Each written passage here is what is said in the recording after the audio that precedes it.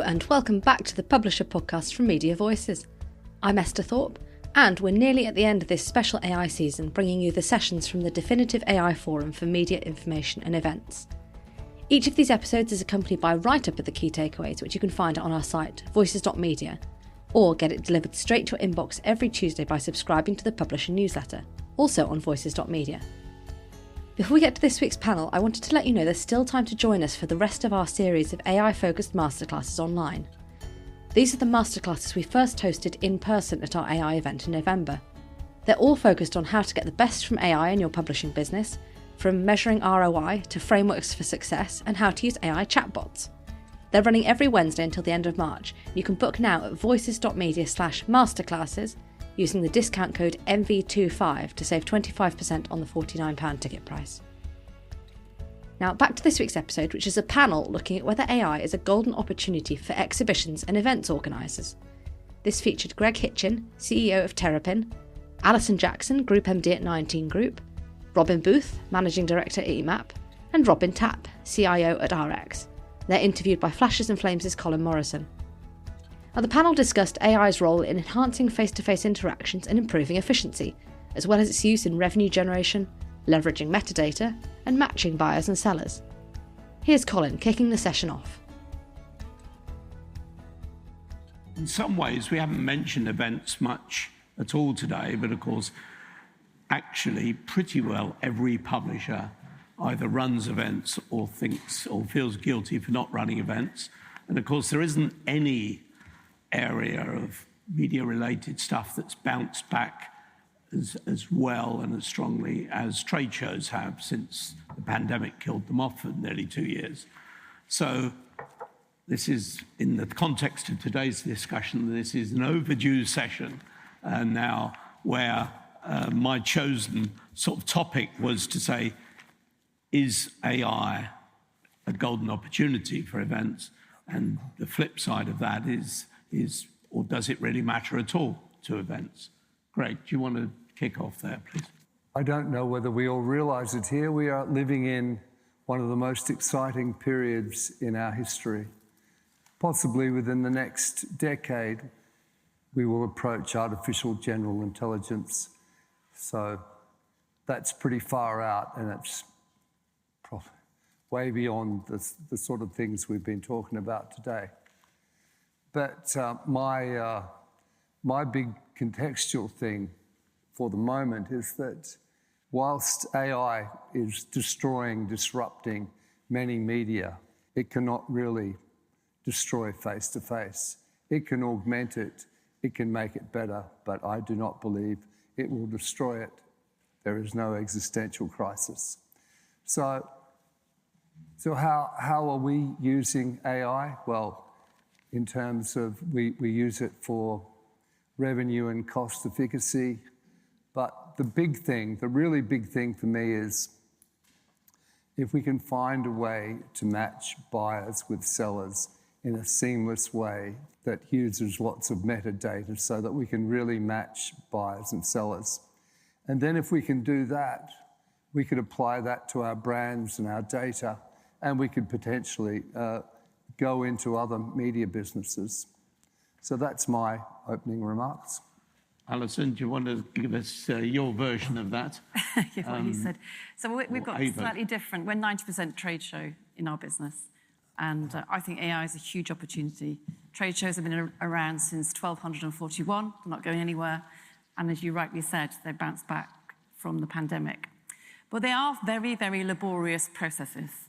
And there's a lot that goes into it. And actually, if you think, what could we do to make that process more efficient? So we're doing two main things. We're looking at revenue generation through AI, because actually our business is really simple. I can see some people I used to work with at EMAP, and I think they always thought we were just like the dunces over there doing trade shows. But it's very simple. You hire a hall, you've got to sell, and it's volume. And actually, if you can use AI to help the salespeople change their script, listen to their voice and thinking this person's more interested, I'm going to buy, you will sell more. And in fact, that's where we're using it. And then as Greg said, in the area of all we do is match buyer and seller. It's pretty simple. And actually, that's incredibly difficult. We've all been to trade shows and that hasn't worked. You open the doors, no one came in. For me, it's a massive opportunity to take away all the process, laborious work and focus on delighting the customer and put them in front of the right person. And we all use apps that, well, you all deploy apps that no one seems to use, and they're clunky and... Yeah, I've yet to see, we're doing some meetings via AI generation at the moment. I would say we're at the MySpace end of when the internet first came and everyone talked about MySpace. MySpace didn't last long. We're there.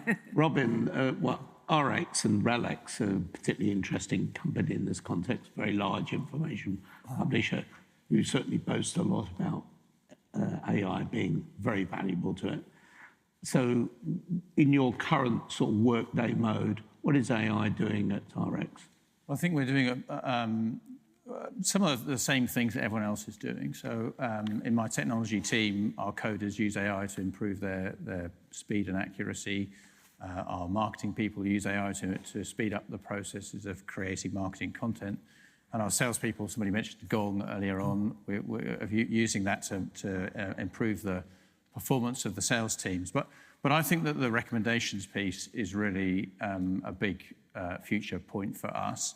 I think for some time now, we've been using very simple QR code scanning technology on every stand to start to gather information about who's meeting who.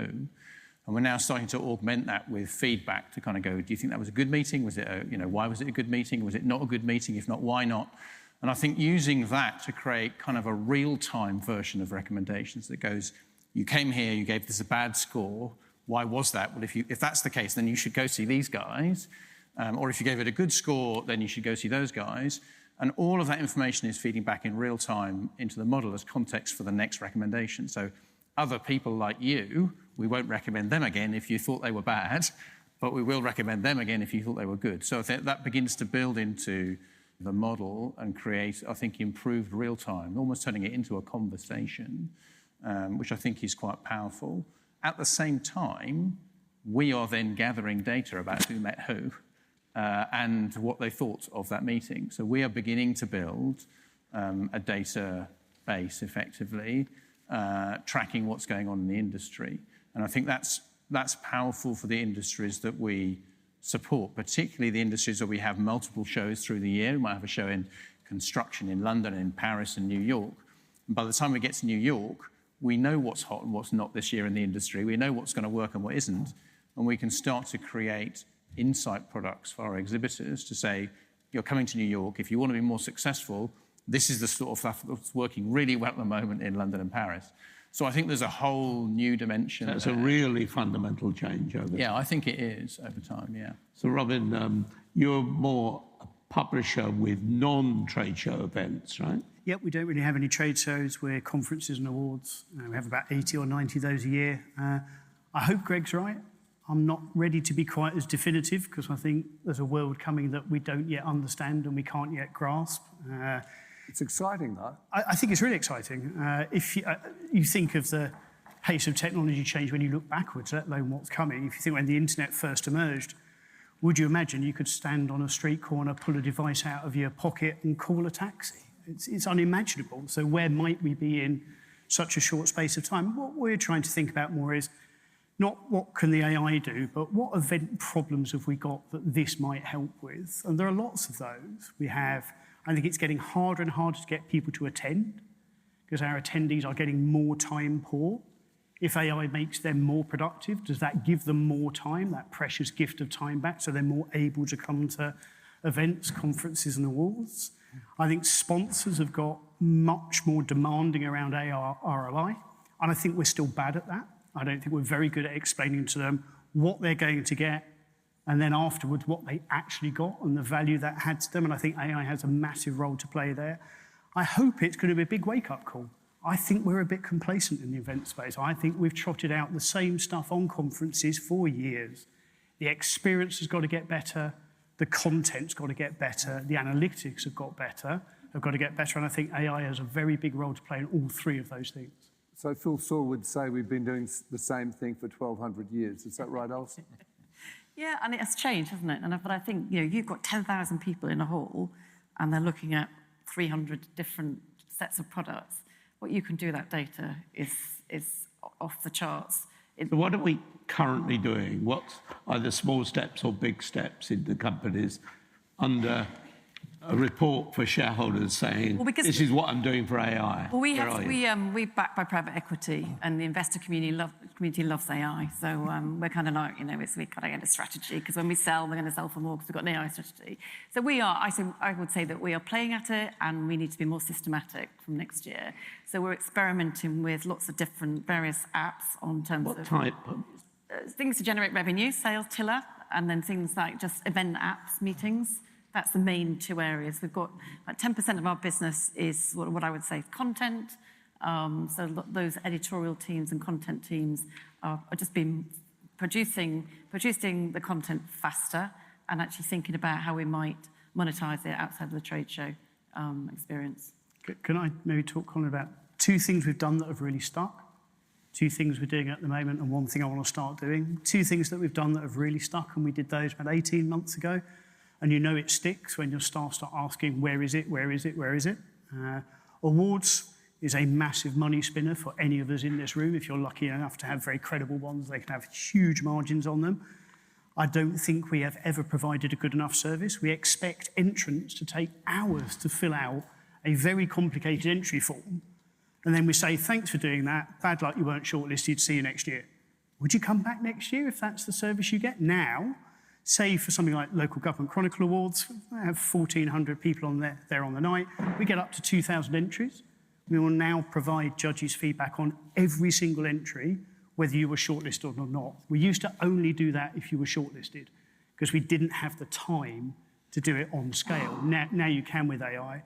The other thing that we've done that's really stuck, and it sounds so minor, but it's big in terms of trying to get audience engagement, is live transcriptions of sessions at conferences with an immediate summary on stage. And so you're using Otter AI to record the session live, and you're feeding that into ChatGPT, and it pops up with the takeaways.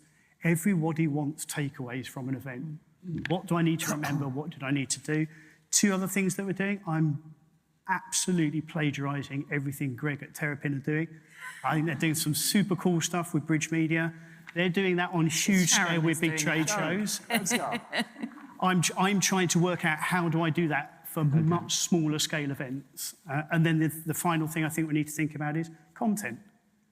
If we keep on providing event content about what has happened, we are never going to be as good as the LLMs. They'll beat us to it. Content is going to need to be much more forward-looking. It's going to need to be about conjecture, imagination, and inspiration instead of what happened recently or further back in the past. Okay. Robin, you were more expansive in some ways about where we're going and what we're going to get. How much of it have you currently done? Where are you? What's the last year, last 6 months? So I think not quite every event, but nearly every event now has the digital scanning technology on every stand. So we are gathering that data now. I think our ability to really drive insights out of it is still young. And I think that's where we're driving the most of our investment at this point. And I think the idea that we can turn it into insights that we can then, if you like, sell separately from the event is just a thought at this point. That's not even big enough. That's new people, isn't it? You need potentially. Yeah, I mean, who would be? So our first target is always to augment the event. That's the kind of goal. Yeah. We help small to medium businesses grow. We want to continue to do that. That's our purpose in life. So our goal is to create insights for the next event's exhibitors, or if we can, if there's anything useful we can create as an insight for this event's exhibitors partway through the event. I mean, there's nothing quite like it for an exhibitor if they've had a bad first day, and you come along with some advice and they have a fantastic second day. My goodness, that drives up their satisfaction in the event. In fact, it's better than if they hadn't had a bad first day. So that's always our first goal. But I think the potential, the ideas, the future ideas, are that we could find whole new customers. I mean, I think, investors in a particular industry would love to know what's hot in the industry before anybody else does. And I think we can potentially see some of those trends coming. It's a bit like John's point, the FT. I mean, if you really can forecast based on the years, what the Bank of England... Well, I think I would reflect on the point that Rob made here, which is that, most of what we've been talking about today honestly, is, if you like, imagining that the AI capability is standing still. How do we all take good advantage of it? Because it's moving so fast, it's hard to keep up. But I think the other dynamic that's going on here, of course, is that in the next 2, 3, 5 years, it won't be the same thing as it is now. It'll be fantastically more capable.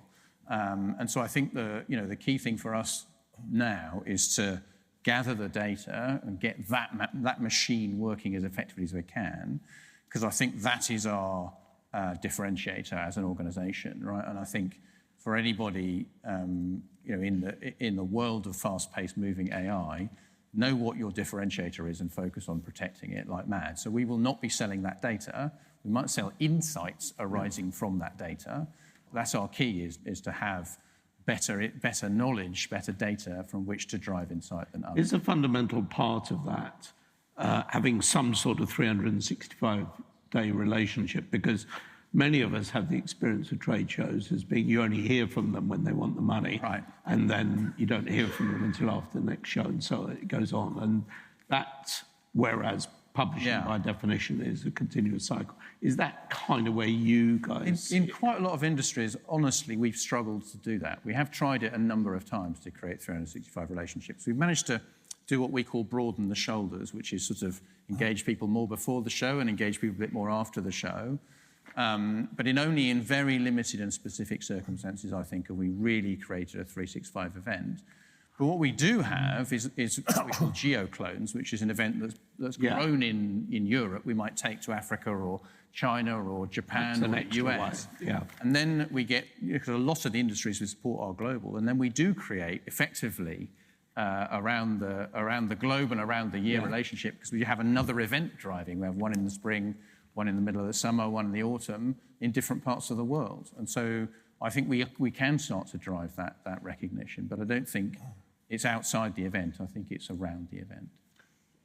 Greg, if you take the other sort of trade show buzz talk is all to do with festivals and atmosphere and enjoyment and not boring things about like being in a barn and being jostled as if it's Piccadilly Circus, and making these events more enjoyable, partly because a younger generation expects it and demands it. Does the combination of this sort of investment in time and data and different kinds of events, does that really mean that in 10 years' time, trade show industry will look entirely different and won't always be in these soulless places that we love going to? I think it depends on the underlying industry, but there is an incredible momentum to especially in information-based industries, to have something that's more than just a stand in a barn. And for years we have talked internally and somewhat externally, we've lived it. We've talked about combining content with fun, with showcase and networking. And these, to me, are the elements of a festival. And I think if you can crack it, like some are cracking it, this is a very, very sustainable model for the future, for sure. Do we have some questions from the floor, a panel on events? Yes, please. Yeah, hi there. I had a question for Robin, if it's okay. We have, I'm a B2B conference organiser as well, and we have an aviation brand. We're looking to drive more revenue from the conference. We do 3 a year. We do a Europe, North America, and Asia Pacific. So we started filming the content with the idea of then packaging it up and selling it if you couldn't come. We've been spectacularly unsuccessful at selling this. Snap. Right. And so my question was, do you do that? What am I doing wrong? Can I have some words of wisdom? I don't think it's what people want from events. If they want a virtual event, they'll watch it, and they'd prefer to watch it live. We got to the point of recording all sessions on video, hosting every single one of them on our site. Absolutely no views, no downloads. I've stopped doing it because of the AV cost. It's the human experience that people want. It is they want the that human in person. experience. I mean, that's what makes events. It's the interaction. It's the serendipity. It's just the fun. We're human beings. We like to interact. There's all sorts of debate during COVID about whether it would all go fully digital and it would never come back. And I must admit, I never believed it at the time. We did invest a lot of time and effort in creating digital content and effectively trying to create a digital event. But I mean, I feel like it's like going to the pub on your computer. It isn't the same. Down the pub with your mates, it's never going to be the same. You can kind of sit there on Zoom and drink a beer, but it's you'll do it if you're locked down, because there's no other way of having an interaction. But as soon as that drops, you said the industry bounced back. My goodness, everyone rushed out to enjoy themselves. So I fully agree with that. I think there is some value. However, we don't entirely stop doing that. There's a small proportion of people that can't make it to the event, or they want to look back at something that they saw, or they want to share it with somebody else. So I think it's a small value add on the side rather than the main.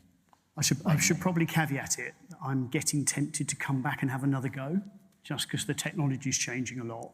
I've seen something where if you could put an LMM onto the video, and you can ask the LMM at what point in the video does someone start talking about X. Then that might make that video useful. At the moment, you're having to sit there and watch an hour's worth of video for what is probably a 60-second quote that you're after from someone, and you're too time poor to do that. Our Oliver Kim Ross business are doing that. They're just doing the content highlights, and actually they record it on something like Owl, and then they just do the highlights, and then they do sell it. Okay, more questions? Yes, sorry. Next. Hi, thanks very much. I'm interested in how the panel is embedding the AI projects across the organisation. I know that Terrapinn hired a head of AI. Is that right, Greg? He's there. Over there. Welcome. Say hello, Edgar. We'll try and nick him. If you want to each in turn talk very specifically about what you're currently doing in AI, that's really, yes. Well, we've done some training to inculcate everyone, especially the management, and getting our heads right around that. That's a very key step. We've given access to everyone to Gemini, and then we have some specific enterprise-wide projects like Gong for the salespeople. We're introducing Clay for the marketing, quite a few other things. Okay. So we have not hired ahead of AI. We're running it through our normal line, effectively. So we have our product teams, our digital product teams, trained up on AI. We have our technology teams trained up on AI. We also, because we're part of the RELX group, we have some of our own AI tools that we can kind of share very free, effectively, so our whole organisation's got access to some of those. And then, as you described, we're rolling out Gong, Jasper, etc. So we're trying to make it part of the line rather than a distinct organisation. Yeah, we're the same. So there is no AI team. There's no particular AI specialist. A lot of it is coming out of me. A lot of it mix of bottom up and top down. So when I talked about the awards entry idea and the summaries thing, that came from the ops team. That was just them experimenting themselves and them saying, oh, do you think we should do this? Yes, actively encourage anyone who has a good idea to find out whether it is a good idea. Some of the top-down stuff is just curiosity. It's coming to events like this and randomly stumbling into interesting providers. We've done the Ask model. We were probably the first big B2B publisher to do that. I've answered now 250,000 questions on nursing times alone. That was a small subscriptions event when I was having a glass of red wine with someone from FT Strategies and said, what are you thinking of doing? Oh, we're talking to this company in California called Miso. We're thinking of doing Ask FT. What am I doing? Following morning, Googling Miso, get into the sandbox, and away you go. So I think some of it is really just about trying to encourage people to be inventive and to explore, but then putting some sensible guardrails around how many of those explorations do you allow and what do you do with it. Yeah, we're very experimental, I would say. And, I've got a theory that, it's got to come from the CEO downwards. You've got to have a strategy. I don't know many CEOs know enough about the processes to actually think about how to improve them. And actually, most of our improvements are coming from typically younger people in typically marketing, some salespeople who are saying, why don't we try that? But we need to be more systematic. So because obviously the private equity world tells us we're going to sell much more if we have an AI strategy. But we're playing at it. But it's the idea that the CEO owns it. I think you kind of need to. It's certainly in our type of business, the efficiencies are deep in the processes, and you kind One of of the things I love about the events industry is that it tends to be very innovative. We attract innovative people. And frankly, a bit like you, some of the time, I'm keeping up with ideas that event teams have had. And I've gone and looked at this, and I've gone to go and get that. So, I think there's a huge groundswell of innovation and interest in all digital products, but certainly AI. No, I've got a 15-year-old, and the idea that she cannot talk to something and get the answer like that is what exhibition visitors will be like in 10 years' time. Yeah. And the way I've encouraged people to think about it in the team, just in the business, if you like, not necessarily the technology team, is kind of imagine that you had a small 3 to 5 person admin team or research team that didn't know a lot about your business but are available to you somewhere offshore to go do a piece of work. What would you have them do? Maybe it's a 100-person team if necessary, it doesn't matter, but what would you do? And I think for people who don't understand technology, that's a good mental frame with which to put AI. And so they go, it is your small offshore research team that doesn't really understand the context of what you're doing, but is very capable and intelligent. Go ask them a good question. But my goodness, you wouldn't plug that straight into the customer when it comes back. You need to check it because they don't have the context in your business. But they are very capable. And I think even people that have no technology background can kind of get their head around that concept and start thinking about what we might do differently if that was the case. Dummy's Guide to Exhibitions. Right. That was a joke, actually. But yes, sir. So you've talked about the importance of connecting buyers with sellers and sort of capturing digitally the audience behaviour at events. A concept in digital marketing services very important is intent, like detecting high intent activity, buyers or companies that are actively considering a purchase. Is that something you're thinking about in terms of how you capture this behaviour, and how are you thinking about that?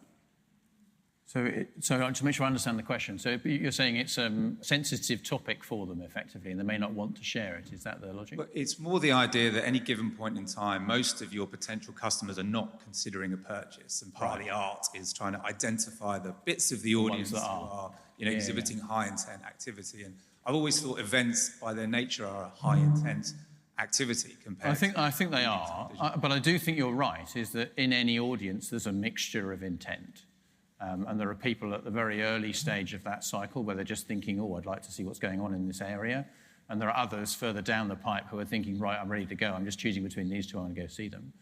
And I think that, that's part of the data gathering and the data that we're trying to feed into the logic. So, I think everybody does this. As you register or you get a ticket for an event, you ask a set of questions.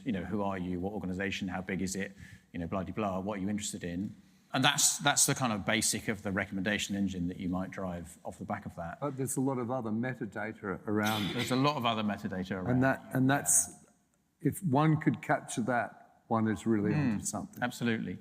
But I think we then also augment it with the questions that go as you meet somebody, you scan.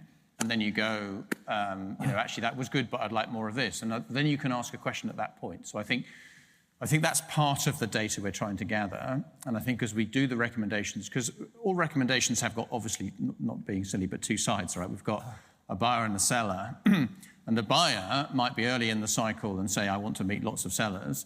The seller might be going, I don't want to meet anyone like that. I want to meet people that have got real intent. And so you've kind of got to balance those two needs to some extent. And you have got to... sometimes the reality of life is, as an exhibitor, you're going to meet people who are early in that cycle. But as long as you can balance it and make sure they also meet somebody with high intent as well, then, I think you get a good outcome for both parties. Okay. Esther, you want to... I'll start with a quick plug for the amazing team at the back. We've got AI-generated transcripts, human-edited for this on the Content Hub. So... Robin only suggested 10 minutes. All in progress. I think my question is more around the use of those tools in businesses. You all sound quite open and experimental about it. Do you worry at all about the kind of shadow AI, people using AI tools without telling you, maybe passing over company information they don't realise they're doing? Or do you think that open culture kind of encourages people to come forward when they find things that are working? I worry about it all. I worry about data. An events business, that's all we've got, right? We don't do anything, we just got data. And I'm obsessed with who's got access to what data. a level of seniority, who can download, and so you've got to be experimental, but you've got to make sure you know exactly who's got access to what, because that's our secret sauce. That's all we do. I'll maybe give a slightly different answer. I worry about it, but it's not new. AI hasn't changed my worry. Yeah. People have always been able to do ridiculous things with our content, stupid things with our data. Maybe AI has made it slightly easier and slightly more impactful if they do, but I don't think the rules of how you try to control or manage your business have fundamentally changed. I agree with you. I think we always have, though, had quite a tight compliance process that we run through. Anyone that's connected to our network or we're giving data to, our customer data to, has to run through a compliance process which involves legal, privacy, security, et cetera, and we can run through that quite quickly if it's a small-scale pilot and we know it's contained. But if you want to go full-scale, full database, it's a tough process to get through. So there's always a tension between the speed of that process and the speed of innovation. But as I said earlier on, our data is our secret sauce. If we lose that, then there's a danger that we could get disintermediated. And so I think it's really important to protect that data and also to protect the trust our customers have put in us in giving us their data. Because if we lose that, and then we ask our customers questions and they go, I'm not answering that because those bad people have lost all my data already, I'm giving them nothing, then we can't function at that point. So I think it remains very important. I'd just ask each of our panellists, one by one, what in a year's time they might be hoping to say to us, if we happen to be here, about what they've done. And, we all know, many of us are starting right from ground zero, and AI and a lot of things will change in the next year or two and longer. But, what might you hope to be saying in a year or two about AI? I think if all we did was have a sort of data brain and know what we had, where it was, and could look at some predictions, behaviour. I really like the idea of, when I think about World Travel Market, imagine if Reed could, say the most popular destination in London is, I don't know, Saudi Arabia. But I think we're definitely some way off that. For us, it'll be making the meetings apps work, connecting the right people, and actually knowing what we've got and being able to sort of predict who's going to, this person's not rebooked, never rebooks. So why are we trying to try and get to rebook? Because he's got to get a purchase order sign off. Don't even try and rebook him. And then just predict who's going to book when as well in the sort of revenue. I think it's got huge revenue generating opportunities. Yeah. Robin? Probably two things. One, I'd love to sit in one of my own conferences and in each session not see any of my attendees using their phone. If I've done that... Shall we name the 32 Write that people? down. If I've done that, I've done the event right, and I've done something right about unique content, unique experience that's compelling and engaging. That's probably a North Star. Don't think you're going to get that in every session throughout an entire conference, but I think we need to be aiming for more of that. Back to that intent piece. In a year's time, I'd love to have more understanding of who is intending to be a sponsor. I think the cost of sponsor acquisition at the moment is ludicrous. I've got incredibly skilled, highly paid salespeople formulating emails, pulling down data lists. That's nuts. They should be doing end of funnel stuff. They should come into it when the AI has already identified the intent and they're just doing the conversion instead of the early interest generation. And I think the same applies to it. It's always irritated me that, in theory, I am a 365 event business because I'm a publishing business. So I am in contact with those people every day. I am not. My events business is fully integrated. I'm responsible for all of it. It's a distinct business. It's nuts. Each year we'll start again with who needs to come to that particular conference. I must have incredible data on my content sites that says don't just do a database search of who's got the right demographic, the right job title, therefore invite them to this event. Go and look at their behaviour over the last 6 months about the content they've been reading. That should tell me they really need to and want to come to that event. I'd love to see that intent piece improve. A lot of publishers here nodding on that. Robin? So I talked about the fact that we're already collecting a lot of the data from the connections. I'd love to have real customer stories of value that we've driven from the insight from that. I'd love to have exhibitors coming to me saying, wow, that was the most amazing event because I was able, from the advice you gave me, I was able to drive these outcomes, and they really improved my business. So that's what I'd love to be doing in 12 months' time. I'd like to think that our metadata buyer meets seller project is starting to get built out, and we can get some real value from that. I'd also like to think that in a year's time we can demonstrate true value from applications such as Gong and Clay, and getting to Robin's point about getting our sales force much more effective, and overall to demonstrate that our investment in this sort of tech has added significantly to the customer experience and added value to the company and to the shareholders. Thank you very much. Okay, we'll give a round of applause to our events panel. Thank you. Thanks for listening, and to the panellists for joining us at the AI Forum. We've got some more exciting events coming up this year in person, all of which you can see at voices.media/events. Now, both our Publisher Podcast and Publisher Newsletter Awards are now open for entries, with categories including Best Use of AI, Best Daily, Best Launch, and more. Those are open until mid and late April respectively. Now, we've got just 2 more episodes left of this season, both interviews. Next week, Alex Roth will be outlining what AI means to Informer, and we'll be finishing the season with Sean Cornwell on what Immediate is doing with AI. Then we'll be taking a short break before coming back with our usual roster of guests. So if you're all AI'd out, hang in there. Until next week, goodbye.